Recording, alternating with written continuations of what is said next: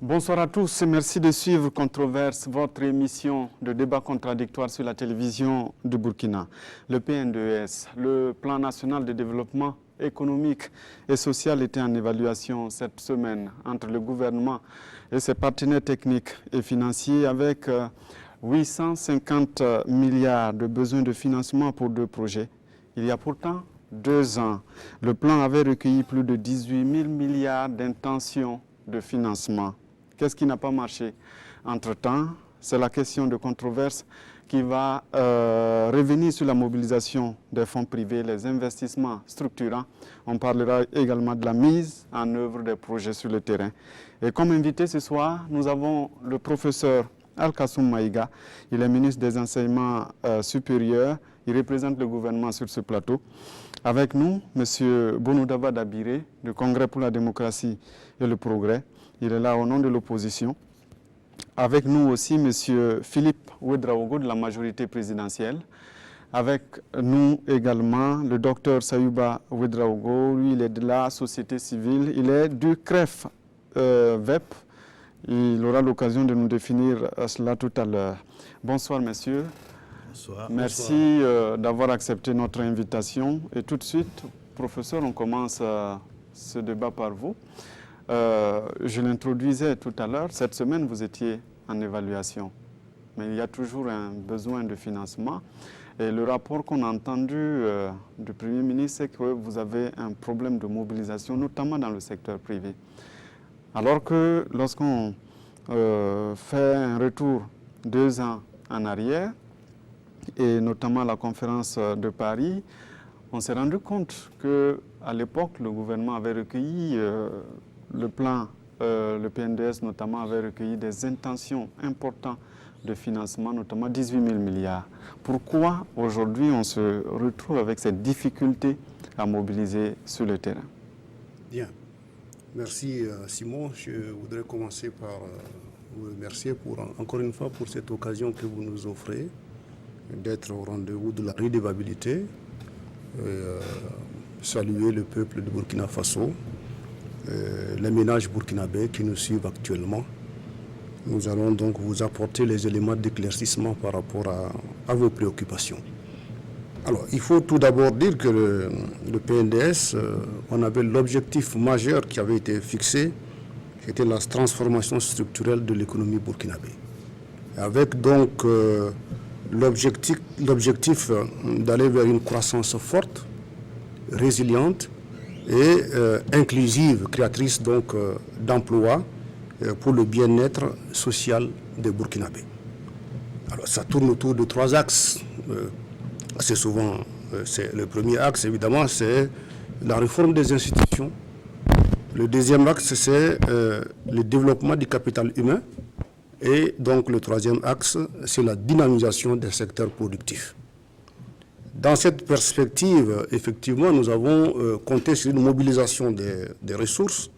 Vous avez rappelé la conférence de Paris avec les 18 000 milliards de francs CFA. Et donc, quand nous avons fait le point en fin mai 2018, nous sommes rendus à une mobilisation au niveau national de 3 258,55 milliards de francs CFA. Par rapport au financement extérieur, 5 357,27 milliards, 1000 milliards, n'est-ce pas, de francs CFA. Alors, au niveau interne, ça représente évidemment 83,8%. Et pour les financements extérieurs, nous sommes à 96,2% par rapport aux besoins de financement exprimés. Et si on aligne ça sur les annonces des partenaires, ça représente 63,4%. Alors, quoi qu'on dise, il y a eu quand même un effort de mobilisation. Mais quand vous avez fixé donc des objectifs qui ne sont pas atteints, l'honnêteté intellectuelle voudrait qu'on reconnaisse effectivement qu'il y a des difficultés. Donc vous l'avez signalé ici, par rapport au privé, il y a un certain nombre de difficultés qui sont qu'un gouvernement responsable nous devons tenir compte d'un certain nombre de critères avant donc de nous engager sur les propositions. Quand vous annoncez poursuivre votre développement, il faut dire que la mobilisation privée ne dépasserait pas 5%. Oui, oui, le privé, oui. À ce niveau-là, justement, ça ne dépasse pas ce que vous dites, mais c'est juste pour dire que il faut faire le tri. Parce que quand vous voulez faire du développement, évidemment, à la conférence, chacun s'est prononcé en disant « je pourrais faire ceci, je pourrais faire cela ». Alors, il ne faut pas qu'on pense que nous avons, en partant de Paris, tout de suite engrangé les 18 000 milliards. Ce n'est pas comme ça se passe. On reçoit les partenaires qui se sont annoncés. Ce sont des intentions. Les intentions. Donc, les partenaires privés qui se sont annoncés, on va tenir compte d'un certain nombre de critères. Donc, le critère effectivement lié à l'endettement, lié également à la capacité même technique des privés qui se sont annoncés. Donc, en tenant compte de tout ceci, nous avons dû renoncer à certaines propositions. Pas que les privés n'étaient pas prêts à venir, mais quand nous regardons les objectifs fixés, parce que nous disons que nous voulons aller vers le bien-être social des Burkinabés, il ne faut pas donc s'aventurer dans des aventures hasardeuses qui peuvent compromettre l'avenir donc des générations à venir. Ce qui fait que nous avons dû donc faire le tri. Alors, Boundawa Dabiri, vous avez suivi, hein, il y a des difficultés, et vous dites ces difficultés seraient plutôt liées à un problème de préparation. Bien, merci de me donner la parole. Mais avant d'arriver sur la question de la mobilisation des ressources, je voudrais que nous ayons la même lecture du PNDS. Quand vous prenez le PNDS, ça fait 15 400 milliards de francs CFA. Et quand vous regardez la structuration du PNDS, c'est 5 budgets de l'État juxtaposés sur les 5 ans.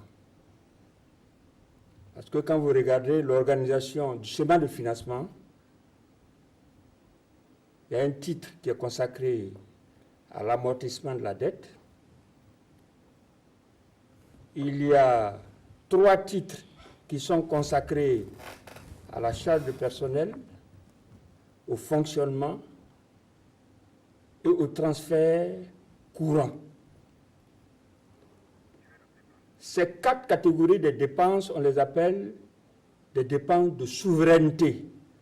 Ça veut dire que l'État est obligé de réaliser ces dépenses. Et l'ensemble des dépenses de souveraineté fait près de 7 000 milliards de francs CFA qui sont pris en charge entièrement sur les ressources propres. Ça fait dire que l'investissement sur les ressources propres ne représente que 700 milliards de francs CFA à raison de 140 milliards de francs CFA par an au titre des investissements publics supportés par l'État. Le reste des investissements, parce que globalement, les investissements consacrés au PNDS dans le cadre consacrés au PNDS sur les 5 ans, ça fait quelque chose comme 8 400 milliards de francs CFA. Vous comprendrez que les investissements à réaliser seront essentiellement pris en charge par les partenaires techniques et financiers. Donc, financement extérieur. Quand on présente globalement, on dit que le PNDS est pris en charge à hauteur de 63% sur ressources propres. C'est ça. Ça veut dire que l'État prend en charge uniquement les dépenses de souveraineté. Or, quand on parle d'un plan de développement, c'est le volet investissement. Et quand on regarde le volet investissement, l'État, sur les 5 ans, n'interviendra que pour 700 milliards de francs CFA à raison de 140 milliards de francs CFA par an, à condition que l'épargne budgétaire dégagée permette de donner cette opportunité. Or, les 2 premières années de mise en œuvre du PNDS montrent déjà que, au niveau des ressources budgétaires, l'épargne budgétaire n'est pas suffisante. En 2017, nous sommes rendus à 96 milliards de francs CFA. Ça ne peut pas financer une grande partie des investissements. Dans tous les cas, au niveau des investissements, quand vous prenez sur les 8 400 milliards de francs CFA, plus de 2 000 milliards de francs CFA sont acquis. Ça veut dire que c'est des stocks d'investissement existants soit dans le cadre de la SCAD, soit dans le cadre... Ça va ramener la couverture sur vous? Pas forcément, parce que de toutes les façons, la SCAD, c'est un instrument de développement. C'est comme le PNDS, donc ça ne renvoie pas la couverture sur quelqu'un. On va revenir à vous parce que... non, excusez-moi. Oui. Ça veut dire que le reliquat de 5 500 milliards de francs CFA qui ont fait l'objet de la conférence internationale de Paris, c'est un reliquat lié aux investissements nets des investissements déjà existants. Et quand vous regardez un peu la conférence de Paris, ce n'est pas une table ronde ordinaire. Ça a été organisé comme si c'était un groupe consultatif sous l'égide de la Banque mondiale. C'est pourquoi il y a eu le volet appui des partenaires institutionnels qui fait 8 000 milliards de francs CFA et un forum des investisseurs privés. Je crois que le montant global retenu, c'est 10 000 milliards de francs CFA. Où est-ce que nous en sommes aujourd'hui?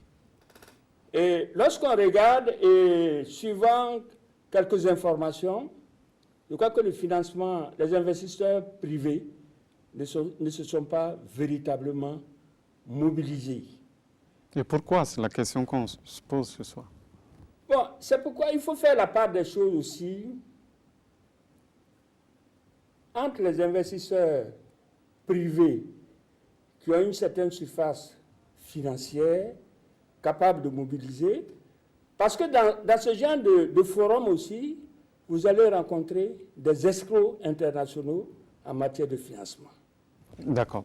On donne la parole à M. Philippe Ouedraogo. Comment vous expliquez le fait qu'on en soit aujourd'hui à une faible mobilisation, notamment au niveau du privé?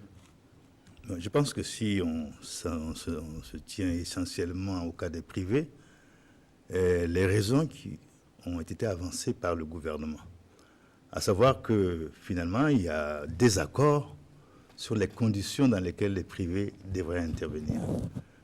Comme le ministre l'a expliqué, il y a des critères qui sont retenus par le gouvernement pour les investissements finalement donc qui sont prévus notamment dans le cadre des PPP. Mais ces critères ne sont pas ceux qui satisfont les privés. Et par conséquent, le gouvernement ne peut pas accepter les conditions que les privés lui proposent pour intervenir dans tel ou tel investissement. Je crois que c'est essentiellement la raison pour laquelle, jusqu'à présent en tout cas, le financement par les privés est relativement insignifiant, comme on pourrait dire. Et en tout cas, est-ce qu'il ne fallait peut-être pas poser les conditions dès le départ? Non, je pense que c'est normal qu'on négocie ensuite les conditions. Même les investisseurs institutionnels, bien sûr, on connaît souvent leur principe d'intervention, mais au moment où finalement donc, on finalise les accords, et bien à ce moment-là, donc, il peut y avoir une évolution de leurs conditions et par conséquent, donc, on se met d'accord sur les conditions dans lesquelles leurs financements vont être mobilisés. Alors, docteur Ouedraogo, est-ce qu'on n'a peut-être pas mis les charrues avant le bœuf? Parce que finalement, on a eu l'architecture juridique, on a voté des lois pour accélérer la mise en œuvre d'un certain nombre de projets. Et jusque-là, on peut dire que ça piétine encore. Merci, M. Simon. En fait, il faut se dire que dans le secteur privé, c'est une logique des gagnants. Parce que le privé ne peut pas donner son argent sans qu'il n'y ait intérêt, il ne gagne pas. Et cette logique-là, ça y va d'un certain environnement, d'un retour d'investissement. Et le privé, comme je l'ai toujours dit, et les États africains ou les chefs, les présidents l'ont compris quand la Chine a construit leur siège de l'Union africaine. Addis Abeba, ils pensaient que c'est un cadeau. Mais à la fin, ils se sont rendus compte. Donc, c'est pour dire qu'en fait, quand le privé intervient, ou en tout cas vous gagnez le financement, ce qui veut dire quoi? Si vous devez avoir l'argent du privé, il faut que vous soyez à leur niveau, vous répondez à leurs critères, et ce que vous avez à vendre, ils puissent assister et être sûrs qu'effectivement, comme un ancien directeur de la BCAO dit, l'argent n'aime pas le bruit. Effectivement, il faut assurer tout ça juridiquement, tout ça, pour que le privé puisse intervenir. Et le privé trouve son compte. C'est bien vrai qu'on passe par PPP, mais il y a un problème. Au niveau national, les opérateurs économiques pensaient que les PPP, c'est l'État qui donne. Or, les PPP existaient depuis 1900, 1800. Donc, on n'a rien à apprendre là-dessus. Donc, ce qui veut dire que les problèmes se posent aussi au niveau de l'État. C'est quand vous allez chez le privé, vous devez avoir des projets très bien ficelés pour qu'ils trouvent leur compte et répondre à leurs objectifs pour pouvoir aller. Et la problématique se pose. Et quand on ne va pas revenir sur le PNDS, tout ça, ça veut dire qu'effectivement, quand vous arrivez au pouvoir, il faut préparer tout. Il ne faut pas prendre le pouvoir commençant encore.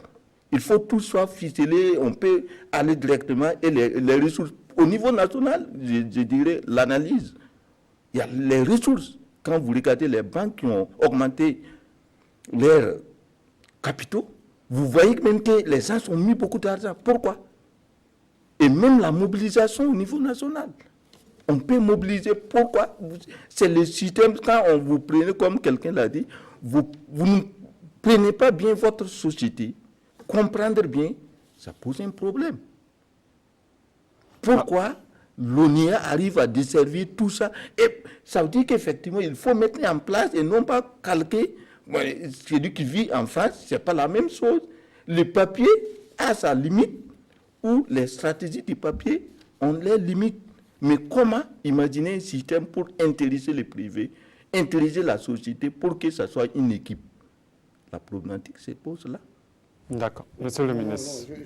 Je voudrais juste réagir à certains faits. Bon, Dabiré a fait une tentative de démonstration, mais bon, je pense qu'on ne va pas faire de la sophistique, parce qu'on parle de développement. Nous avons bien dit que par rapport aux ressources propres, nous sommes rendus à 83%. 83,8 exactement. Il dit que tout cela sont des dépenses de souveraineté. C'est ce que je suis en train d'arriver. Mais justement, il parle de... Mais c'est ce que je tente de vous expliquer, si je peux continuer. Alors, on n'a même pas pu atteindre les 100%. Et les raisons, évidemment, tout le monde, on vit dans ce pays et tout le monde connaît les raisons pour lesquelles. C'est quoi? On ne va pas revenir sur la fronde sociale au risque d'être dans une incrimination permanente donc, du mouvement syndical, mais il y a quand même ces facteurs-là qui sont là. On ne va pas revenir sur les facteurs d'insécurité qu'on a connus depuis qu'on est aux affaires. Donc ce sont des raisons objectives qui vont que, du point de vue des ressources propres, la mobilisation s'avère difficile. Maintenant, ce que je veux dire, c'est parce que justement, on était conscient qu'en comptant sur les ressources propres, il allait être extrêmement difficile de dérouler le PNDS qu'il a été envisagé de faire une conférence pour mobiliser, n'est-ce pas, des apports de financement extérieur. Mais alors, on va nous dire aujourd'hui, si vous le faites ainsi, c'est que vous faites la preuve que le pays est incapable de soutenir son propre développement. Mais alors, qu'est-ce que je veux dire? Est-ce qu'il peut nous dire des exemples de pays qui ont construit leur développement rien que sur des ressources propres? C'est cela qu'il faut, revenir. Un exemple. Je dois dire qu'en 2013, les interventions extérieures représentaient à peine 35%.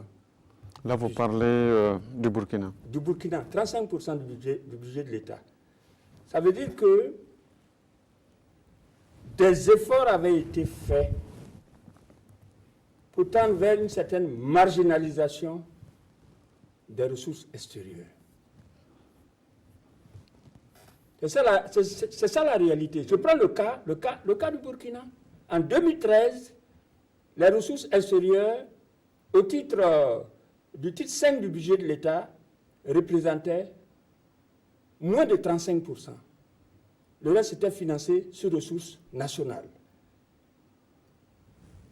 Monsieur le ministre. Je veux dire, qui a dégradé la capacité du Burkina que nous connaissons à être le propre acteur de son développement.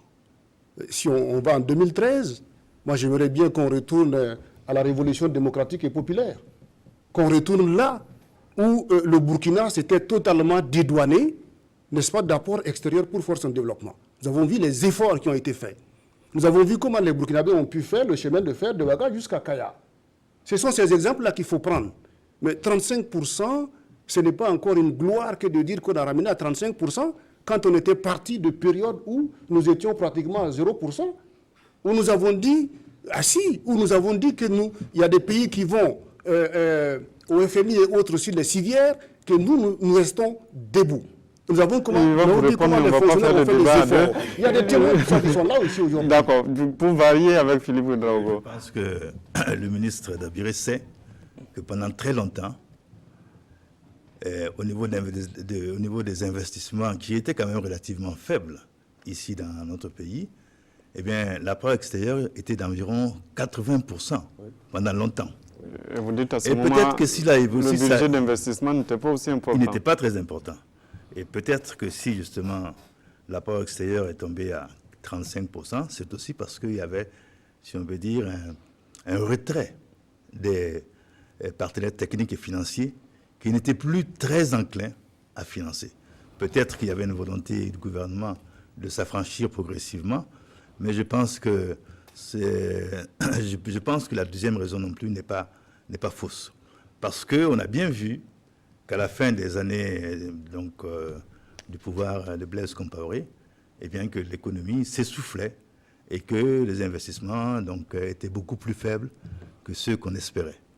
Donc je pense qu'il y a une conjugaison des deux et que si on est tombé à 35%, ce n'est pas forcément la situation était circonstancielle. Avant que vous changiez, je veux dire que quand il regarde ce qu'on a demandé dans le cadre du PNDS à la conférence de Paris, c'est 36%.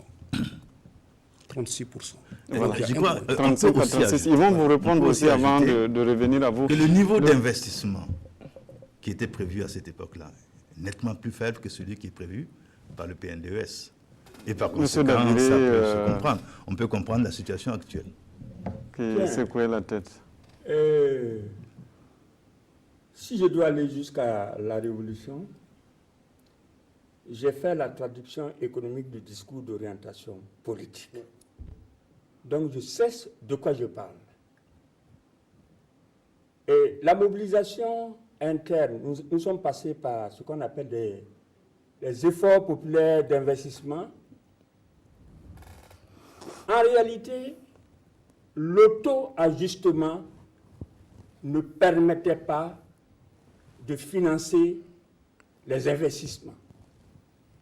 Je peux le dire, et si vous voulez des chiffres là-dessus, je peux aussi vous les communiquer.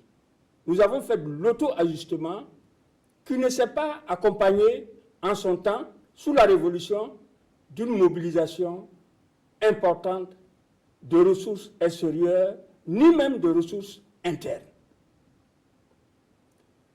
Et quand je dis qu'en 2013, le financement extérieur, dans le titre 5 du budget de l'État, c'était environ 35%. Ça veut dire qu'il y a quand même des efforts qui ont été faits pour rendre ça plus ou moins marginal. Et c'était une tendance qui se poursuivait pour que la contribution extérieure soit marginale. Mais quand on regarde le rapport sur le développement produit par la DGCOP, notamment par le ministère de l'économie et des finances, bon an, mal an, le Burkina mobilisait environ 400 milliards de francs CFA jusqu'en 2013, même 2014. 400 milliards de francs CFA. Sur les 400 milliards de francs CFA, il y a une partie qui va à l'investissement, une autre partie aux aides d'urgence, etc., etc. Qui ne serait pas important, selon Philippe Ouédraogo, l'investissement. Quel investissement? Le niveau global d'investissement, il parle de 400 milliards. Donc, si vous comparez au niveau d'investissement qui est prévu actuellement... Quand vous prenez la situation du PNDS, c'est une situation cumulée. Très bon. Qui fait les 570 milliards de francs CFA. Au niveau des ressources internes. Non, ça, ce sont les ressources externes.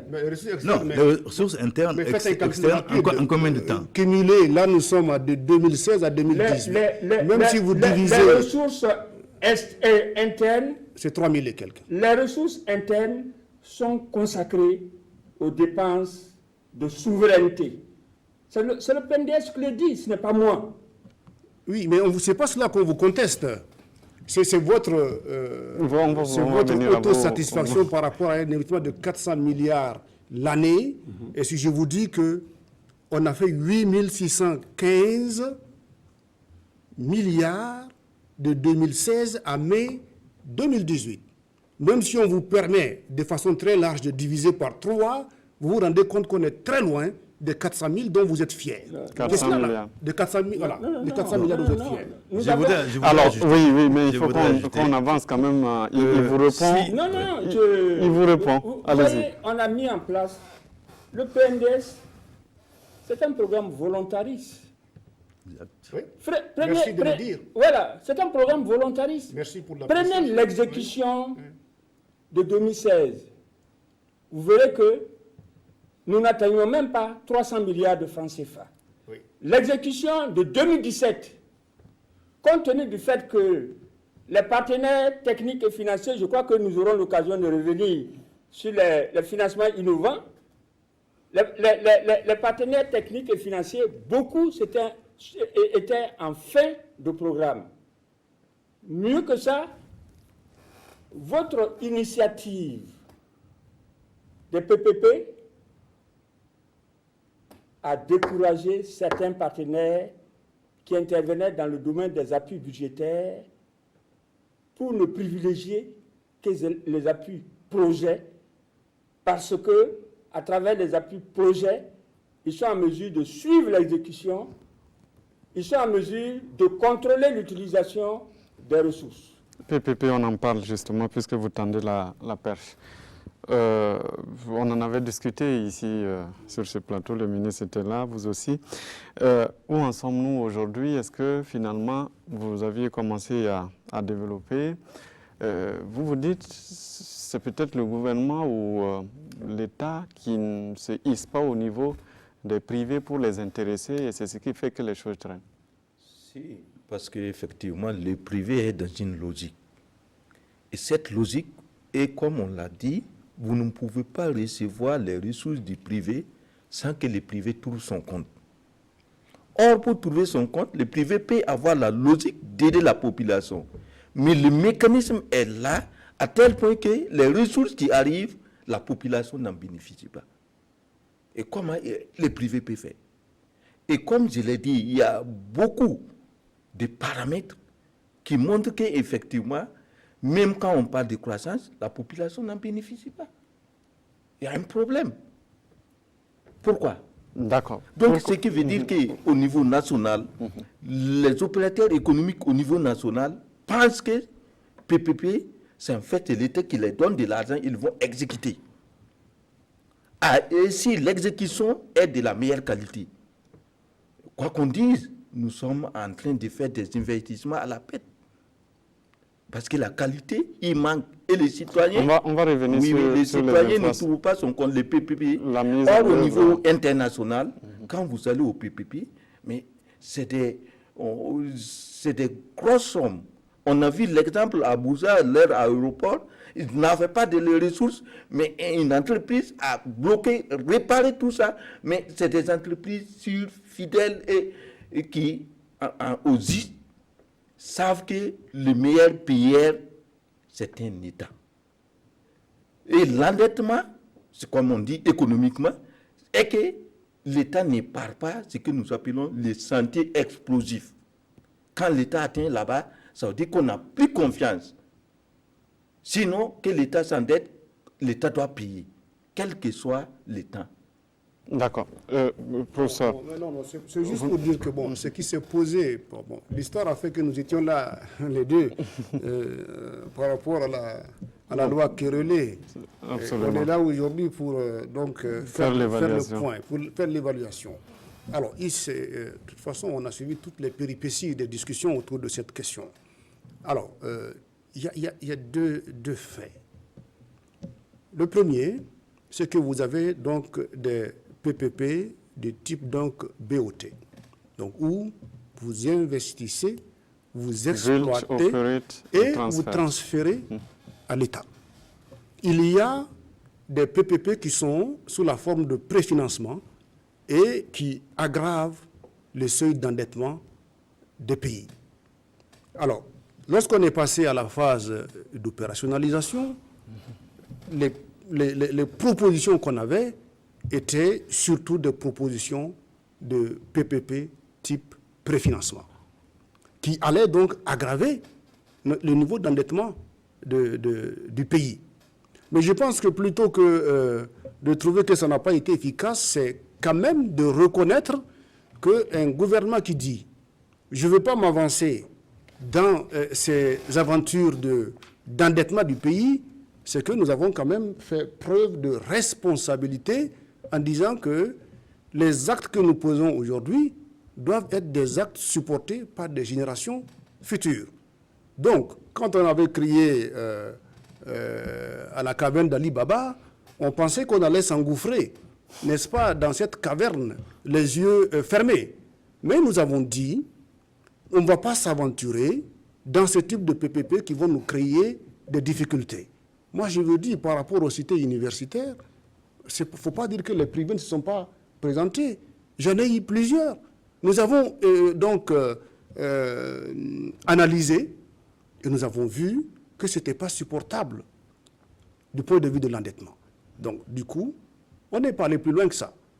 Les types qui sont de type BOT, c'est dans le domaine de l'énergie, peut-être dans le domaine des infrastructures routières, on peut avoir ce type-là. En ce moment, on peut avancer en disant que, bon, c'est un investissement qui est fait. Celui qui a investi, il va exploiter avec des payages pour les questions de bitume. Et quand au bout de 20 ans, 25 ans, s'il a fini donc d'exploiter, l'État récupère, n'est-ce pas, son infrastructure.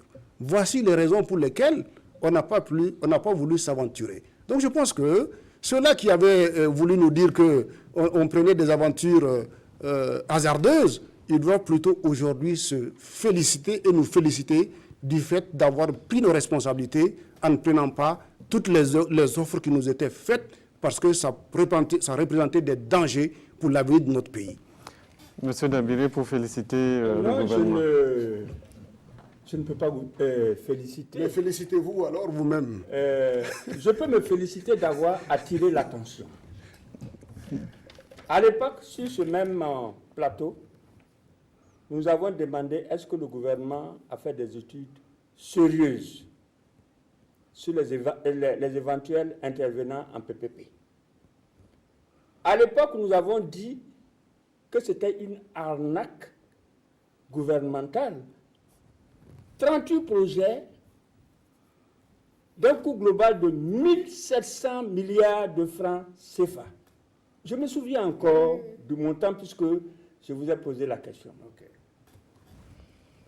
Quand la question a été posée au chef de gouvernement à l'occasion du discours sur la situation de la nation, il n'a pas été en mesure de donner une réponse satisfaisante parce qu'en vérité, rien n'a bougé. C'est ça la réalité. Que vous vous soyez rendu compte que c'était une arnaque, là, je peux vous féliciter d'avoir pris conscience de cette conscience sur cette affaire de PPP. Mais je ne peux pas vous féliciter d'avoir tout de suite reculé. Si vous avez pris conscience, c'est bon, je vous félicite. Monsieur Ouedraogo, oui. On ne peut pas dire comme ça de façon absolue que les PPP sont une arnaque. Puisque finalement, il y a des situations où finalement ça marche. Ça dépend des conditions que l'on peut négocier finalement avec les partenaires privés. Un cas de PPP qui marche. Par exemple, il y a des PPP pour la fourniture d'énergie solaire qui marchent. Est-ce que tout dépend des conditions qu'on négocie. Si vous êtes bon négociateur, si vous savez exactement quel est le coût et la rentabilité du projet, vous pouvez bien négocier. Mais évidemment, si vous acceptez les yeux fermés la proposition du privé, il ne va pas se priver aussi d'essayer finalement donc, de gagner beaucoup plus qu'il n'aurait dû. Voilà. Donc je pense que, contrairement à ce que, aux craintes qui étaient exprimées lors du débat à l'Assemblée, eh bien, le fait d'accepter par principe le PVP n'était pas une mauvaise chose en soi. Il faut voir simplement dans la pratique comment ça se met en œuvre. Est-ce qu'on prend les précautions suffisantes, c'est-à-dire est-ce qu'on connaît bien le projet que l'on passe en PPP avant finalement donc de le négocier?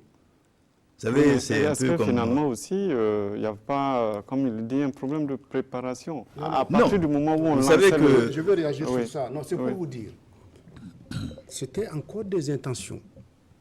Vous avez publié une liste de projets, des gens se sont présentés, mais ce n'était pas avec les offres pour le moment. Vous leur dites, préparez-nous des offres techniques et financières. Nous avons mis les instances qui devaient apprécier, les COMATEF, parce que ce n'est pas dit que le ministre allait s'asseoir dans son bureau, le ZIC qui vient, il dit je veux faire ça à 1000 milliards, le ministre dit ok je signe. Non, on a mis là-dessus des comités où le ministère technique est représenté et où les démembrements du ministère en charge des finances et de l'économie sont représentés. Qui pour peut-être des problèmes d'exonération, qui pour, dans tout cas, ils ont fait leur travail technique pour donc proposer, donc en analysant pour dire, voici le coût, voici les risques, et en ce moment-là, si c'est bon, le ministre doit amener ce dossier en conseil des ministres pour qu'on valide.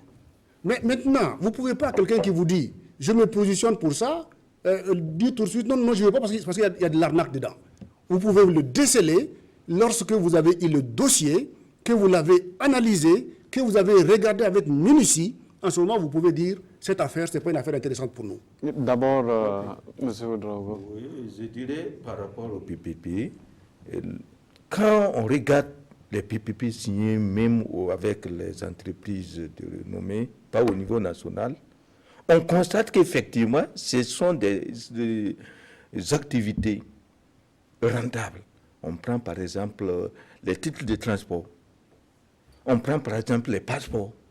Vous voyez déjà que le privé s'assure déjà pour s'aventurer là-dessus.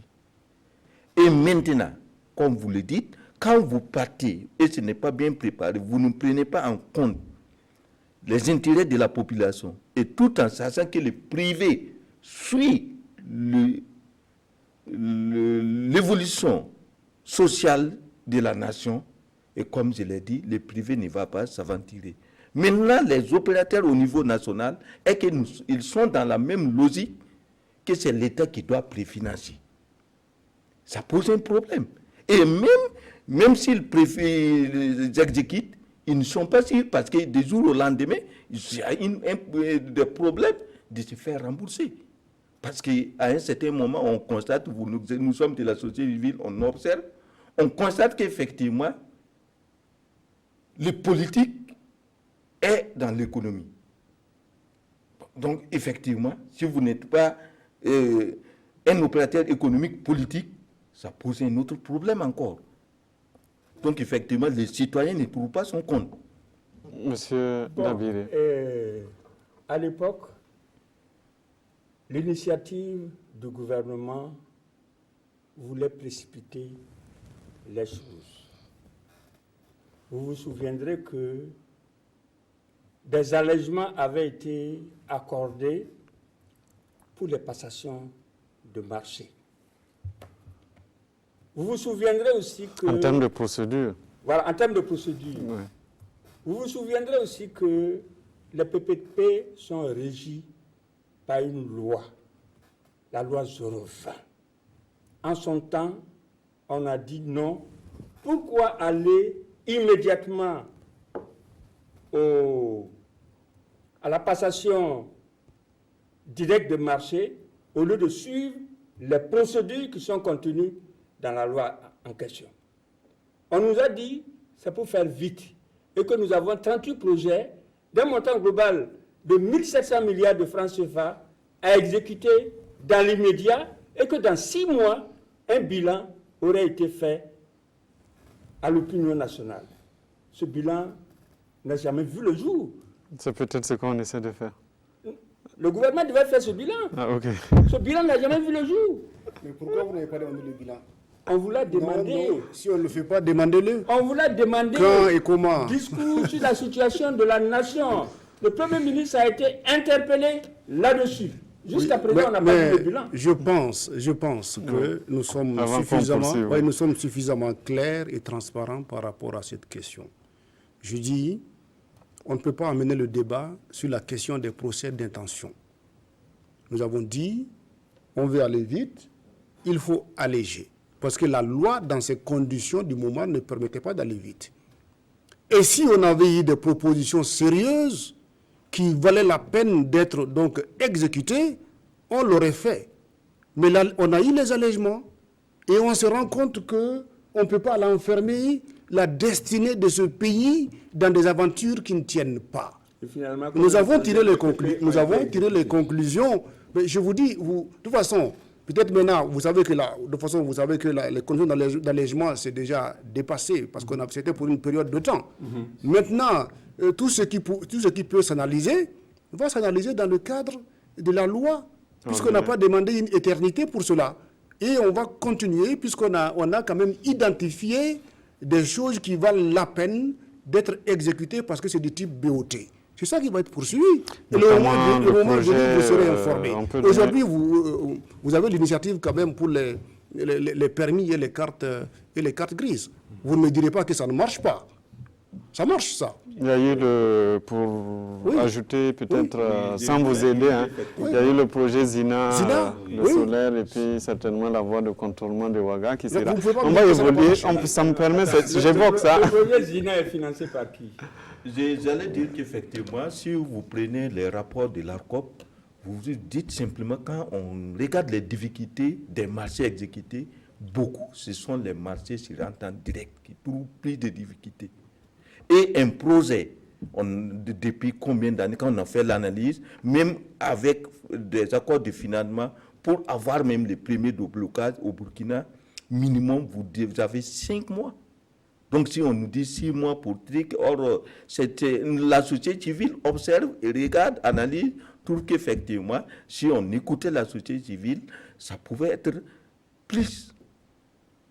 Donc, ce qui veut dire qu'effectivement, les PPP, à la façon dont on s'y fait, effectivement, ça ne répondrait pas aux objectifs d'investissement et de développement pour la société. Et vous étiez en train de... Je vais revenir sur le projet Zina. C'est du solaire. Hein, ça. Le solaire, oui. C'est le solaire. C'est un financement Banque mondiale. Mais la Banque mondiale a utilisé la procédure, les consultations restreintes, qui est une disposition qui est prévue dans la loi 020. Parce que la Banque mondiale ne pouvait pas suivre le gouvernement et faire du gré à gré et se faire taper par le conseil d'administration. Ils sont calés sur les procédures et je pense que c'est une très bonne chose. Et il faut que le gouvernement soit également calé sur les procédures. Non, on n'a jamais quitté les procédures. Nous avons dit la loi, elle est là. Elle doit être respectée. Et c'est pour justement ne pas faire une entorse à la loi qu'on est là à la représentation nationale pour demander qu'on nous permette de faire des allègements. Ce n'est pas des allègements qui ont été arrangés où on rentre dans son bureau, on signe et puis on s'en va. Mais alors, de toute façon, on va pas s'éterniser là-dessus sur le TPP. Vous avez aussi voulu faire du forcing, ça n'a pas marché. On va évoluer, on va voir donc sur le terrain, finalement. On a parlé de mobilisation de ressources, on a parlé de PPP, mais voyons quand même sur le terrain, est-ce que il y a des choses qui ont été réalisées dans le cadre de ce PN2S-là? Parlons infrastructure. Oui, on va parler infrastructure. Je pense que, prenons le cas de l'eau potable. Nous avons fait le point en disant que 4137 pompes à motricité humaine ont été équipées. Des nouvelles réalisations. Nous avons dit également que 1721 pompes à motricité humaine ont été donc réhabilitées. Ça peut se vérifier.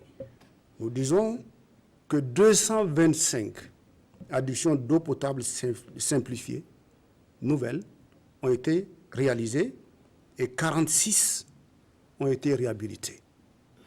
Nous avons ajouté au niveau des latrines que 89 508 latrines familiales ont été réalisées. Et là, je vous dis, on va de 2016 jusqu'au 31 mai, n'est-ce pas, 2018. Ça nous donne quoi? Ça nous donne que le taux d'accès à l'eau potable est passé de 71% en 2015 à 73,40% en 2017. Nous disons que le taux d'assainissement est passé dans la même période, donc 2015, de 18% à 21,60%. Je pense que pour un économiste, il voit quand même que c'est des indicateurs qui sont en train de bouger. Nous ne sommes pas dans les impacts, mais nous avons quand même pour le moment des effets qui peuvent être constatés. D'autres exemples, il aura le temps de réagir. Dans le domaine de la santé, également, il y a des réalisations. C'est 37 nouveaux CESPES qui ont été transformés donc, en centres médicaux. Il y a la mise en service d'unités de production d'oxygène. Ça, c'est important. Au niveau donc, de Yalgado, Sanonsuru, Gawa, Koudougou. Et nous avons 2 unités d'hémodialyse à Tengado et à Sanonsuru. Quand on connaît le degré de souffrance des populations par rapport à la dialyse, c'est quand même des apports très importants en matière donc, de santé. Alors, pour la question de la gratuité, le bilan fait que nous avons les consultations, près de 33 millions de consultations de cas d'enfants de moins de 5 ans. Je parle beaucoup plus d'infrastructures parce mais, que l'émission dernière, on était revenu je pense que c'est un tout. Nous n'avons pas fait... Le PNDS n'a pas dit qu'on va travailler seulement sur la croissance économique. Nous avons dit le bien-être social. Et le bien-être social, c'est pas le plus avoir, mais le mieux-être. Et ce sont des conditions d'accéder à l'eau potable, d'accéder, n'est-ce pas, à des conditions de soins. Je pense que c'est important parce qu'il faut qu'on nous ramène à ce que nous avons promis de faire en matière donc de progrès social pour donc notre population. Alors, pour revenir au niveau des infrastructures, les pistes aménagées, les nouvelles pistes aménagées, nous en sommes à 1239,71 km en 2017, non, en avril 2018. Nous sommes à 265 kilomètres qui sont en train d'être achevés. Et nous sommes donc également à 148 kilomètres de voirie urbaine. Et lui qui est du sud-ouest, il ne va pas contester que plus de 50 kilomètres de voirie urbaine ont été aménagés à Gawa. Et que, oui, elle a emporté. Ça, vous connaissez aussi. Moi, vous savez, le sud-ouest, c'est mon terrain favori. Oui, moi, j'ai fait. Oui, mais moi, n'étant pas chez moi, j'ai fait tout le sud-ouest avec mes étudiants. Okay. J'ai fait de Dano jusqu'à Boussoukoula. Ah, oui. J'ai fait Maldodon, Djemé, jusqu'à Midebdo. Dano, c'est chez moi. Voilà, je connais et moi j'ai séjourné dans ces zones. Je peux vous dire que j'ai fait la voie de Yolonyoro jusqu'à Nako. Et tout ça, c'est des terrains que je fais. Donc, je peux vous dire le constat que j'ai fait en termes d'évolution dans cette zone du pays. D'accord. Comment est-ce que les ça choses fait un bout de temps que vous parlez, mais je vous ai permis de parler long, puisque vous faites le bilan. Okay. Et après, place au débat. Monsieur Daviri, allez-y. Voilà. On est heureux de constater que dans le domaine de l'eau, il y a des efforts importants qui sont faits. Mais quand vous regardez comparativement à 2015, vous n'avez bougé que de 2 points. Si vous regardez par rapport à vos propres objectifs en matière de disponibilité en eau potable, je crois que... Zéro corvée en 2020. Voilà, vous êtes en deçà de vos propres objectifs. Sinon, les efforts, on les apprécie. Je vais juste vous préciser que nous avons dit qu'en 2020, on fera 7500. N'est-ce pas? Oui, et vous êtes et je vous ai donné ce qu'on a fait. On est à plus de 4000, plus de 1200 de réhabilité. Oui, mais le taux de dessert... Si en avril 2018... Il vous répond, celui qui a la parole. Il finit, vous aurez droit à la parole, monsieur le ministre. Le taux de dessert n'a évolué que de 2 points. C'est ce que je note. Vous l'avez dit. Non. Il va terminer. Permettez qu'il termine et puis vous allez réagir. Non, c'est ce que vous avez dit. Moi, je vous prends sur vos propres chiffres. Non. Hein? Je vais vous expliquer. Les objets... Il termine. Il va continuer. Allez-y, monsieur Dans Daviri. le domaine de l'eau, c'est bien que des efforts aient été faits. Vous vous souviendrez aussi que dans ce domaine-là, à un moment donné, le Burkina a été félicité par les Nations Unies pour les efforts qu'il fait en matière de disponibilité en eau potable. Sur le terrain des infrastructures, toujours, quand on prend les routes, en 2014, on était à 4900 km de linéaire de route bitumée. Vous n'avez fait que 285 km, non? C'est ce que vous avez dit. Et les 285 km de bitume réalisés, quand on regarde bien, c'est un legs du gouvernement comparé. C'est ça la réalité. Avant d'aller à la table ronde des bailleurs de fonds, vous n'avez pas été en mesure d'élaborer des projets structurants sur lesquels vous pouvez compter en termes de mise en œuvre du PNDS. C'est ça la réalité et je crois que c'est cet aspect des choses aussi qui constitue une difficulté pour vous. Heureusement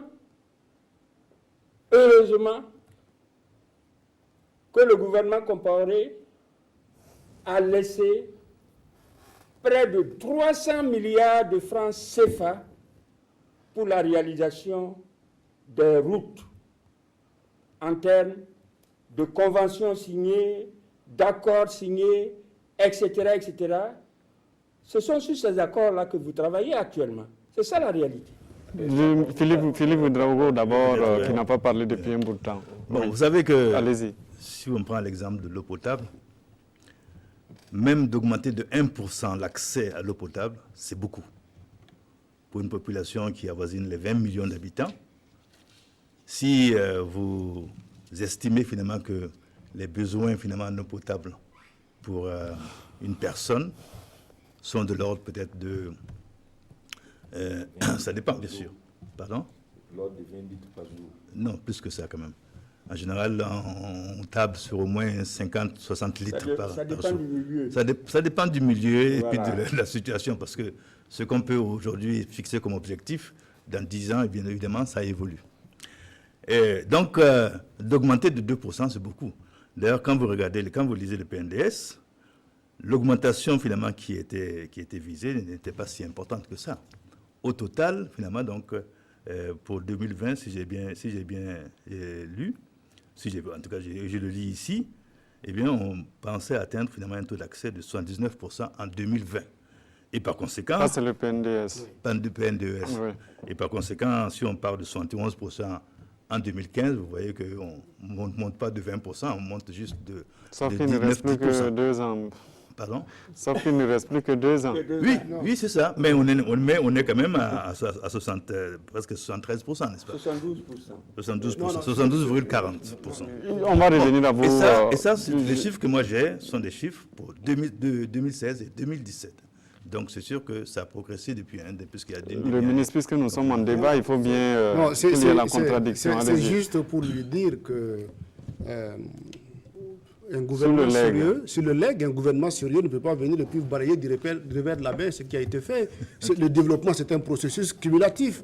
Autant vous avez construit sur les fondations posées depuis 1960 jusqu'à la révolution de 83, On veut se vous mettre voulez quelqu'un pas... de reconnaissant. Non, vous ne voulez pas que nous, on se mette à suspendre l'histoire de ce pays. On veut une pour reconnaissance. dire... Je pense que voilà. personne ne nie Non, qu'il y personne n'a avait des jamais dit ça. programmes Personne n'a routiers, jamais dit ça. des routes bitumées, tout ça antérieurement. Et d'ailleurs- Mais là, on ne nie pas qu'il y ait attendez, eu des programmes de routes bitumées, des programmes de pistes rurales, etc. Mais maintenant, on essaie d'accélérer, si on peut dire, la réalisation finalement de ces projets, de ces programmes routiers. oui. Voilà. Et par conséquent, on se sert effectivement.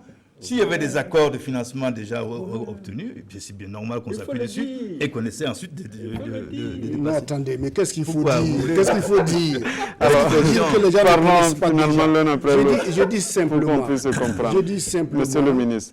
Vous arborez fièrement ce legs. On aurait voulu que vous arboriez fièrement le legs que vous avez pris aussi de la Révolution. Ceux-là qui ont contesté, c'était vous. Nous, on n'a jamais dit. La révolution. Ah oui, Laquelle? oui. Si vous avez voulu rectifier, c'est quoi Hein?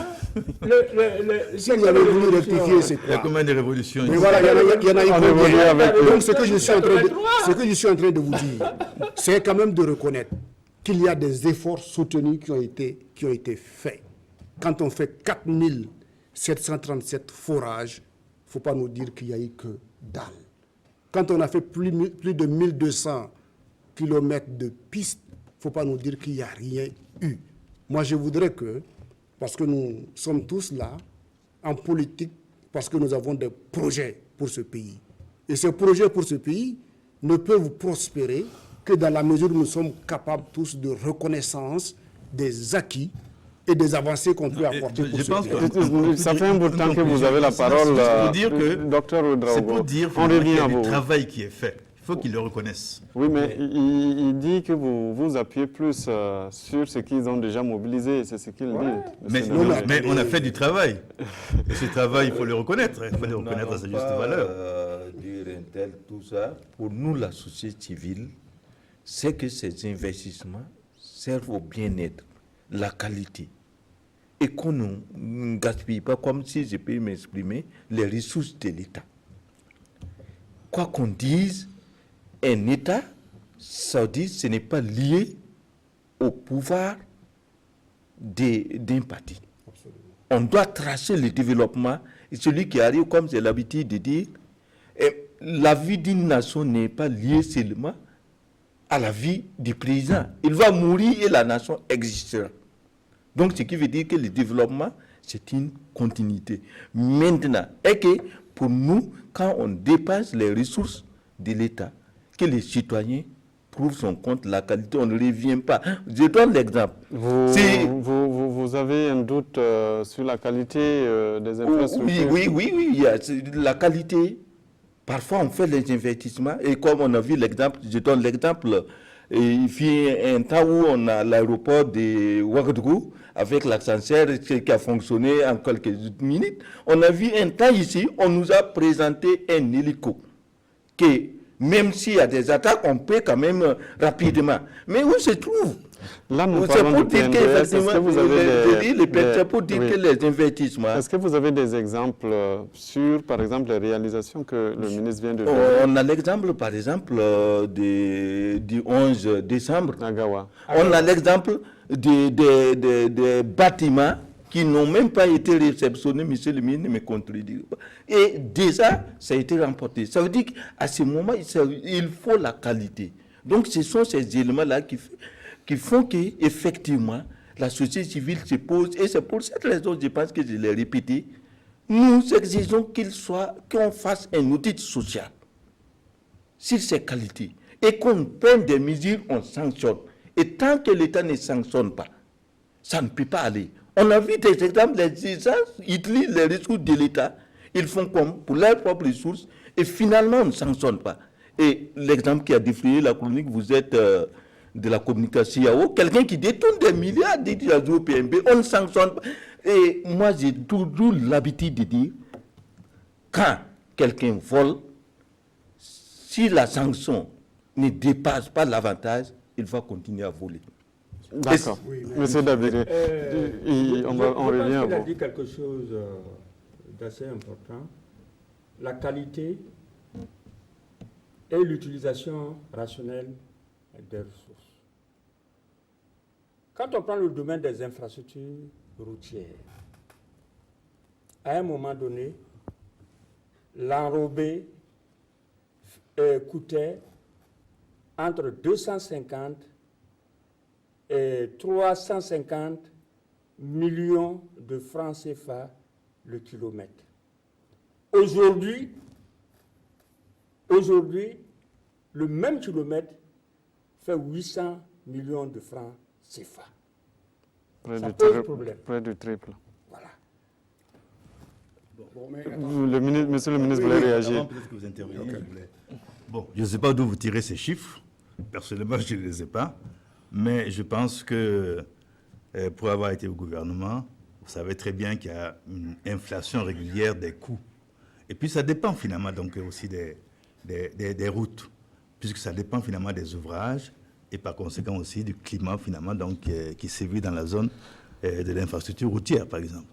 Donc c'est difficile de discuter. Cette émission est participative, en troisième partie, je l'avais dit, nous avons... Je m'excuse, je pense quand même que oui. Je voudrais dire aux uns et aux autres qu'il ne s'agit pas de poser des problèmes en général comme ça. Il faut peut-être dans le cas particulier où on discute des réalisations du PNDS, peut-être dire que tel ouvrage particulier, telle réalisation particulière finalement a été faite finalement. Donc, il a parlé de Gawa le 11 décembre. Le 11 décembre, vous savez très bien. On va prendre un téléspectateur en ligne. Monsieur Zongo Eric nous appelle de Ouaga. Bonsoir. Bonsoir, monsieur. On va écouter un téléspectateur au bout du fil. Monsieur Ouedraogo, s'il vous plaît. Oui, votre question. Je voudrais m'adresser au ministre pour un commentaire qui vient de dire que de nous citer un pays qui s'est développé, l'exemple d'un pays qui s'est développé sans ressources extérieures. Et pour ma part, je pense que c'est très grave des affirmations pareilles, parce que nos attentes pour ce gouvernement, c'est arriver à développer le Burkina Faso sur ses propres ressources. Et je pense que c'est possible. Et un exemple a déjà été fait sous la Révolution. Il dit aussi que la fronde sociale n'a pas aidé.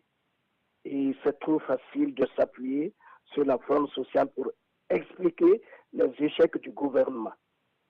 Pour ma part, c'est votre rôle. Le gouvernement doit juguler la fronde sociale quand même pour répondre au développement du Burkina Faso. Et cela est très, très grave de s'appuyer toujours sur la fronde sociale pour expliquer ça par rapport aux échecs du gouvernement. Et pour finir, je dirais que si toutefois le PNDS trouve des difficultés de financement, il faudrait à l'heure actuelle aviser et corriger et peut-être nous sortir un plan B pour la réussite du Burkina Faso. Et j'ai des félicitations en passant pour toutes les réalisations qu'il a citées. Mais comme le dit sur le plateau, la qualité. ne faudrait pas qu'on s'endette pour 50 ans, 100 ans. Et dans 5 ans, toutes ces infrastructures réalisées sont dans l'eau. Et ce sont nos enfants, nos arrière-petits-enfants qui vont rembourser. Je vous remercie et bonne soirée. Merci d'avoir appelé. Monsieur le ministre, c'est vous qui avez été interpellé. J'ai été interpellé, mais je n'ai jamais utilisé de façon abusive donc, la fronde sociale. J'ai été le premier à dire que je ne voudrais pas être dans une incrimination permanente de la fronde sociale. Mais tout de même, il fallait rappeler qu'il y a eu des facteurs de blocage, et parmi ces facteurs, l'honnêteté voudrait qu'on reconnaisse qu'à un moment donné, on a été dans l'impossibilité d'accélérer la mise en œuvre de certains projets. Qu'on a été, quand on est ministre, on peut se rendre compte combien on peut être bloqué rien que pour le visa, n'est-ce pas, d'un contrôleur financier. Comment est-ce qu'un projet est bloqué parce qu'à cause de la grève, impossible de faire des publications, impossible donc de faire des attributions? Je pense qu'en citoyen honnête, on devrait reconnaître ça. Ceci étant, j'ai été le premier à dire que, de toutes les façons, on ne doit pas être dans l'incrimination permanente de la fronde sociale. L'autre aspect, j'étais le premier à dire que la RDP a été un exemple d'autofinancement. Je n'ai pas contesté cela, mais j'ai juste dit qu'on a fait les efforts qu'on pouvait faire. Et j'ai rappelé ce qu'on a fait sous la révolution de Ouaga à Kaya. À ce que je sache, ce n'est pas celui qu'il a avancé comme argument. Donc, je pense qu'il est en train de me reprendre pour vouloir donc me contredire, mais je n'ai jamais dit de telles absurdités.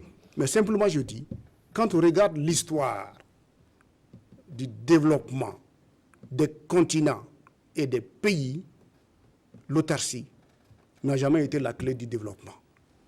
Vous regarderez même le continent américain, les États-Unis, il a bien fallu la période de l'esclavage pour qu'on amène les bras valides du continent africain pour aller donc exploiter ce qu'il fallait exploiter et promouvoir donc le développement. Moi, ce sont des théories que j'enseigne. Donc, je ne peux pas rester là dans une autosatisfaction pour dire qu'il est possible pour le Burkina, aujourd'hui, en 2018, de dire à tout le monde, allez-y, on n'a pas besoin de vos financements parce que nous sommes capables de nous développer de nous-mêmes. Ce n'est pas de cela qu'il est question. Monsieur Dabiri. Oui, sur ce dernier aspect, je crois que personne n'a dit sur ce plateau. Votre téléspectateur. Voilà. Mais, je vous soutiens. Voilà. Personne n'a dit sur ce plateau qu'il faut rentrer dans une certaine autarcie. Alors, on va ce que nous avons terminer, dit sur ce plateau, c'est que le pays doit faire des efforts pour prendre en charge son processus de développement, notamment les investissements. C'est dans ce sens-là que j'ai dit, en 2013, le financement extérieur sur le programme d'investissement ne représentait que 35%. Et il y avait une certaine tendance qui était en marche pour que, à un moment donné, on marginalise le financement extérieur dans le processus de développement. Merci. N'oubliez pas aussi que... Nous sommes dans la partie participative. Il faut qu'on donne la parole aussi aux téléspectateurs. Mais terminez, je ne vais pas vous couper. N'oubliez pas que les partenaires extérieurs viennent avec un certain nombre de conditionnalités. Quand vous avez vos propres ressources, vous pouvez les affecter où vous voulez. Quand c'est des ressources extérieures, vous ne pouvez pas les affecter où vous voulez. On a compris. Monsieur Dominique Sarambé nous appelle de Waïguia. Bonsoir. Okay, bonsoir, M. Simon Gongo. Et bonsoir tout le monde. Alors, je voudrais commencer par une citation du professeur Joseph Kizerbo. Il a dit ceci: on ne développe pas, on se développe. Et tenez-vous bien, on ne peut pas non plus se développer sans combattre trois fléaux qui sont d'abord la corruption, le gaspillage et enfin la bureaucratie. Il faut d'abord combattre ces trois fléau avant de prétendre à tout développement. Même si on nous donne tout l'argent de ce monde, tant qu'il y aura corruption, tant qu'il y aura gaspillage, ce ne serait pas possible. Alors c'est pour dire ici que le PNDS, tel que conçu, je crains fort, ça ne peut pas quand même développer le Burkina Faso tant qu'il y a la corruption, le gaspillage et la bureaucratie. Ce n'est pas possible. Comme quelqu'un l'a dit tout de suite, on s'endette et l'investissement est douteux. Nous allons, comment dirais-je, nous allons voir tout de suite les infrastructures se détruire avant même que la dette ne s'épuise. Et là c'est très dangereux. Alors, nous avons la chance de tisser un lien avec la Chine. Je pense qu'il faut prendre un exemple à leur niveau. Il ne faut pas dire à la Chine de venir construire les hôpitaux pour nous, de venir nous aider à construire des routes. Non. Il faut dire tout simplement à la Chine de nous apprendre leur modèle de développement. La Chine s'est développée, si je me rappelle très bien, à partir de 1949, avec l'appui de la Russie. Ce n'est pas la Russie qui est venue développer la Chine, mais la Russie est venue appuyer la Chine. Et les Chinois se sont développés. Ils ont fait 10 ans de parcours ensemble. Après, la Russie s'est retranchée et laissé la Chine tout seul. Elle s'est développée. Voilà. Je pense qu'il faut prendre leur modèle. Alors, Simon? Oui, M. Sarambé, si vous n'avez pas de questions, on va revenir en plateau. Voilà, bon, c'est pour interpeller le professeur Al-Kassoum Maïga, lui, qui est du gouvernement. Voilà. Il ne faudra pas qu'on va quand même nous endetter et puis gaspiller. Voilà. Merci. Oui, c'est ce que la société civile dit. Vous savez, effectivement, si on utilise l'argent pour d'autres choses, ou bien, quand on regarde, certains sont plus avantagés que d'autres. Mais c'est une comparaison. Si vous êtes dans une famille, si l'autre enfant est privilégié que l'autre, mais il va réagir. Donc, effectivement, il ne faut pas compromettre l'avenir de nos enfants et de nos petits-enfants. Et à ce niveau, comme on a dit, l'effort, ça y va à tous les niveaux, en partant par le gouvernement. Il faut qu'on montre l'exemple. Et comme j'ai l'habitude de dire, quand vous regardez le gouvernement, les gens se battent pour être ministres. Or, quand vous prenez les États-Unis, c'est quand on quitte le gouvernement qu'on devient riche. Pourquoi? Parce qu'on part pour se sacrifier. Or, dans nos pays africains, c'est autre chose. D'accord. Donc, c'est monsieur le ministre qui a été interpellé par monsieur Sarambé. La corruption, tout ça, il faut qu'on fasse quand même lutte bien pour ça. Voilà. Non, je pense que ce qu'il dit, c'est des choses que nous avons eu à dire. Parce qu'il a interpellé par rapport à la question de l'endettement. Et nous avons dit que c'est parce que nous sommes responsables que nous n'avons pas accepté d'aller nous endetter dans n'importe quelle condition. Maintenant, il a évoqué un certain nombre de choses. De corruption, oui, mais tout ça aussi, parce que la confusion, comme il l'a dit là, il faut faire la distinction entre l'État et le gouvernement, entre l'État et le régime. Mais l'État, c'est tout un chacun de nous. Donc la question de la corruption, vous ne pouvez pas combattre la corruption si tout un chacun est déjà corruptible. Ce n'est pas une histoire de dire l'État. Mais certains sont corrompus même en famille. On corrompt nos enfants, on corrompt nos épouses, les épouses corrompent les maris. Mais il faut commencer par combattre ça. La question du gaspillage, moi je le dis, c'est des petits gestes aussi.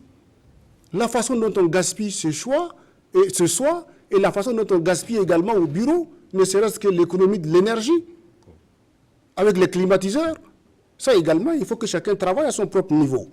La question de la bureaucratie dont tu parles. Bon, moi, je suis un sociologue des organisations et je sais que la bureaucratie, ce n'est pas dans le sens populaire qu'il faut l'entendre. La bureaucratie au sens sociologique, c'est le modèle achevé de rationalisation de l'organisation. Donc, ce n'est pas la bureaucratie le problème. Ce sont les acteurs qui animent la bureaucratie le problème. Quand vous dites qu'il faut gérer la société sur la base des textes et des décisions, c'est l'accumulation des décisions qui donne force à la bureaucratie pour amener les individus à faire ce qu'il faut. S'il n'y a pas de bureaucratie, il n'y a pas de société qui fonctionne convenablement. Maintenant, les acteurs qui animent la bureaucratie deviennent lourds et font en sorte que la bureaucratie donc, est considérée comme étant un mal en soi. Alors la question de la Chine, mais oui, il faut se développer, il faut prendre le modèle chinois. Mais le modèle chinois repose sur quoi? D'abord la discipline, l'amour du travail, le respect des principes. Nous avons tous dit qu'aujourd'hui nous sommes dans un Burkina qui est le terreau de l'incivisme, où personne ne veut respecter le minimum. Donc, c'est que les citoyens doivent déjà commencer par se dire, si on veut être dans le modèle chinois, il faut qu'on cultive la valeur travail, qu'on cultive la valeur discipline. Sans cela, on va nous donner tous les moyens du monde, comme il l'a dit, rien ne marchera, parce que tout un chacun pense que l'État doit venir mettre de l'ordre dans sa maison. On va repartir à la régie. On me signale qu'il y a Tanti Rebecca qui nous appelle de Bérigadougou. Bonsoir. Oui, bonsoir. Votre question ou commentaire? Ok.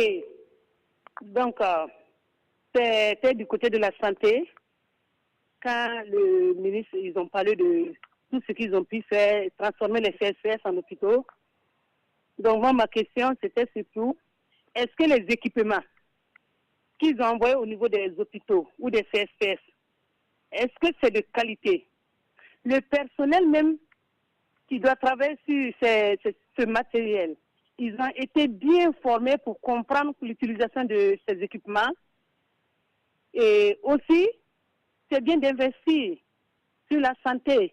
Mais est-ce que le gouvernement a envoyé des gens pour regarder au niveau des CSPS la qualité même des bâtiments? Je prends l'exemple de la maternité d'Akarville. C'est aller jeter un coup d'œil. Ça veut dire qu'il y a beaucoup de cas comme ça au Burkina. Maintenant, ma deuxième question, ils ont parlé des routes, des pistes. C'est bien. Ils en ont fait beaucoup. Et quand on regarde maintenant, l'Europénie, on dit patrimoine mondial, c'est bien. Mais si on quitte Banfora pour aller à l'Europénie, je crois qu'il n'y a même pas de piste. Il n'y a pas de route. Il faut faire des heures. Passer toute la journée avant d'arriver. Pourtant, ce n'est pas loin. Et ce sont des choses, ce sont des routes qu'on devait d'abord construire.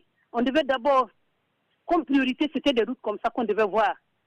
Et si je continue encore avec ces mêmes voies, la route de Mangodara, nous savons que la région des Cascades, c'est un peu le grenier du Burkina Faso. Et s'il n'y a pas assez de pistes, comment est-ce qu'on pourra envoyer nos céréales vers Ouagadougou, vers le nord? Donc, ce sont ces questions que j'avais à poser. Merci beaucoup. Rebecca. On revient en plateau. Monsieur le ministre, encore vous. Oui, bien, merci. Je pense qu'on n'a pas dit que des CSP vous pouvez, monsieur Ouedraogo, venir en aide aussi. Non. Je pense que nous n'avons pas dit que des CSP ont été transformés en hôpitaux. Nous avons dit donc en centres médicaux. Absolument. C'est la précision que je voulais apporter.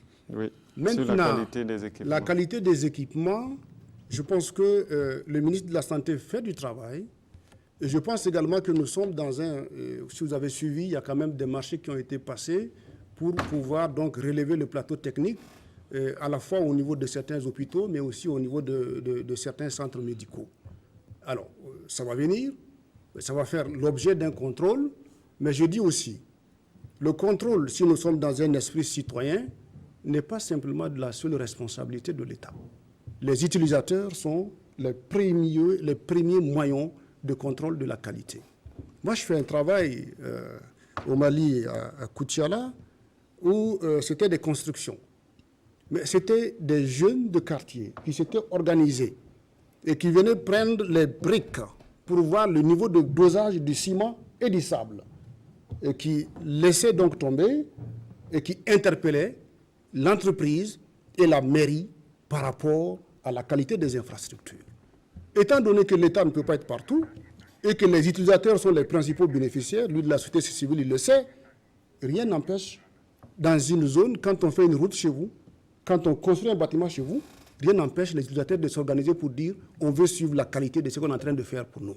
Ça donne un mécanisme de contrôle, aussi bien de la part de l'entreprise qu'au niveau de l'État, pour qu'on soit interpellé au bon moment et qu'on ne vienne pas trouver des choses achevées.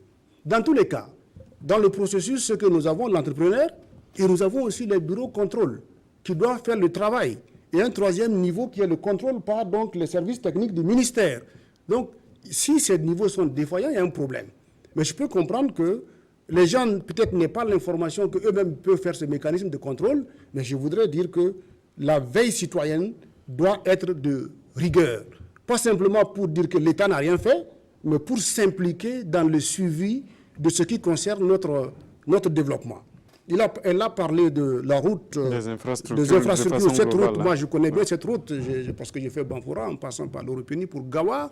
Et je dis que rien que dans nos échanges avec les Chinois qui sont là, cette route a été évoquée parce que nous connaissons l'importance de cette route. Mais on pourrait dire tout le pays, parce que moi, je suis donc de Marcoy. Quand j'arrive à Dori, moi, je n'ai plus de bitume. Je prends des pistes quelquefois pour passer par Isakan pour partir. Donc, quand on veut faire du développement, il faut aller par priorité. Et je pense qu'on fait des planifications et ce sont des parties donc, qui doivent être prises en charge. Et je dis par rapport au personnel également, il y a quand même tout un mécanisme de renforcement des capacités où on est en train de former des spécialistes dans le domaine de la santé. Moi, au niveau des universités, je connais l'effort qui est fait. On ne me dira pas que nos médecins sont mal formés et beaucoup de pays viennent former des gens ici. On a encore des cursus de spécialisation et je sais que dans le cadre même des bourses marocaines, des choses, puisque ça passe par le CIOSPB, certains médecins sont envoyés en formation. Donc, peut-être en spécialisation. Donc, ce qu'on fait, ça peut ne pas être suffisant, mais il y a des efforts qui se font et donnons-nous la chance de voir d'ici 2020 là où on sera rendu. D'accord. On va prendre encore un téléspectateur au téléphone et pas des moindres. L'honorable député Yaya Zungrana, bonsoir. Oui, bonsoir à tous ceux qui sont sur le plateau. On vous écoute. Je voulais poser une question à M. le ministre, particulièrement sur les infrastructures, la réalisation des infrastructures qui semble être un résultat visible du gouvernement. Moi, je me suis intéressé dans cette partie-là du discours du Premier ministre devant nous, les députés, la partie infrastructure. Et j'ai été surpris, et c'est là que je demande une explication à M. le ministre, du surenchérissement du coût du kilomètre de bitume. Je donne des exemples. Vous prenez la rue pavée de Dapoya, 1,6 km. Je vous dis, le kilomètre coûte 1,130 milliard de francs CFA. Vous prenez la rue Wemba Poko, qui est une double voie. Mais un côté de la voie, le kilomètre coûte 987 millions de francs CFA. Alors, on ne peut pas ne pas se poser des questions. On voit des routes, c'est vrai, mais nous nous intéressons aussi au coût. Le coût nous semble très élevé, il est même très élevé. Monsieur le ministre, pouvez-vous nous donner des explications? Merci. Merci à vous, honorable député. Wemba Poko, c'est à Wemtenga, là, et puis la voie pavée. Écoutez, ça va être un peu présomptueux de ma part de vouloir donc rentrer dans ces détails, parce que moi, je suis un ministre de l'enseignement supérieur, mais ce que je sais, c'est que ce n'est pas des marchés qui ont été signés par le ministre sans que ça passe par des commissions, et sans que ça passe par des instances où les techniciens du ministère en charge de l'économie et des finances sont impliqués. Et ce n'est pas un endroit où nous n'avons que des amis. Vous savez ce qui se passe. Donc je pense que s'il y avait eu des aberrations, ils auraient été les premiers donc à tirer sur la sonnette d'alarme. Je pense que ce pays dispose aussi de mercurial. Au lieu de dire qu'il me semble et de dire que c'est certainement plus élevé, moi j'aurais aimé qu'ils nous disent qu'est-ce que disent les mercuriales. Parce qu'on travaille sur la base de ça. Si vous nous ressortez ça pour dire en 2014 c'était comme ça, en 2018 c'est comme ça, mais vous êtes à ça, en ce moment on peut discuter par rapport aux coûts supposés élevés. Mais je pense que si on avait fait peut-être la même analyse par rapport au bitume que vous avez fait dans certaines années, on aurait peut-être fait la même réflexion pour dire que c'est extrêmement cher. Alors, la chance pour vous, c'est qu'on n'est pas là pour discuter de ça. Je vais lire... Spécialiste. Oui. Lorsque on a affaire à de la voirie urbaine, ça coûte 2 fois plus cher en moyenne qu'une route finalement donc en rase campagne. Ça, c'est un. Deuxièmement, ça dépend finalement donc des exigences qui ont été portées. Est-ce qu'on a prévu les évacuations d'eau, les canaux, les caniveaux, etc. Tout ça, ça renchérit et ça fait doubler pratiquement le coût. Alors, je pense qu'il faut se référer finalement donc aux techniciens qui ont travaillé là-dessus, parce que, comme le ministre disait, c'est sur la base des études techniques et même des prévisions de coûts qui ont été mises au point par les services techniques que l'on accepte finalement de passer un marché à tel prix ou à tel autre prix. Malheureusement, nous sommes pris par le temps, on va s'arrêter là pour ce soir. Monsieur Yaya Coulibaly, c'est une impression qu'il donne sur les réseaux sociaux, notamment sur Facebook. Il dit que le CEFOF maîtrise le PNDS plus que la majorité. Ah bon? Oui, c'est son impression. C'est une impression, c'est un commentaire qui n'engage que... Peut-être qu'on aura un autre commentaire qui dira que... Malheureusement, il n'y a que 3 commentaires qu'on m'a remis ici. Les 2 autres sont des questions qu'on a déjà traitées sur ce plateau, notamment les questions d'intention, les réalisations sur le terrain. Et puis, est-ce qu'il y a une coïncidence entre le PNDS et puis le programme du MPP? On doit dire que le PNDS n'est que la phase opérationnelle du programme présidentiel. Merci, Monsieur le ministre, professeur Al-Kassoum Maïga, d'être venu sur ce plateau. Merci à vous, Bonudaba Dabiré, du Congrès pour la démocratie et le progrès. Merci à Monsieur Philippe Ouedraogo, vous êtes de la majorité présidentielle. Et puis, merci au docteur Sayouba Ouedraogo, de la société civile, d'être venu sur ce plateau, et surtout vous rentrez d'un voyage de Dakar, vous avez continué sur ce plateau. Merci infiniment. Merci à vous tous qui avez participé. C'est grâce à vous que cette émission a de sens. Et merci à toute l'équipe technique, à tous ceux qui m'ont accompagné dans la préparation. Le journal tout à l'heure avec Ruth Bini Ouattara. Merci et bonne suite de programme sur la RTV. Merci.